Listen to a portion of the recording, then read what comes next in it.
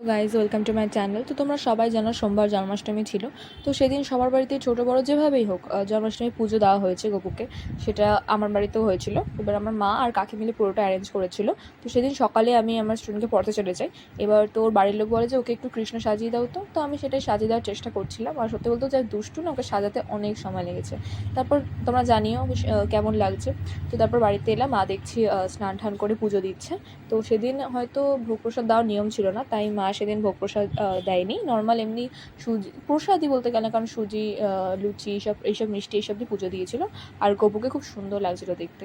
তো তার পরের দিন ভোগ প্রসাদ মানে খিচুড়ি, ভাজাভুজি এইসব দিয়ে পুজো দেওয়া হয়েছিল। তো মানে গপুকে দেওয়া হয়েছিল। তো সেটাই আমরা দুপুরবেলাও খেয়েছিলাম। সত্যি বলতে অসাধারণ ছিল, অসাধারণ খেতে। আর তোমরাও খুব ভালো করে জানো যে তুমি বাড়িতে যতই চেষ্টা করো, ভোগের যে স্বাদটা সেটা তোমরা কখনোই বাড়িতে মানে যাই দাও তাও হবে না, আসবেই না সেরকম স্বাদ। আর গপুকে খুব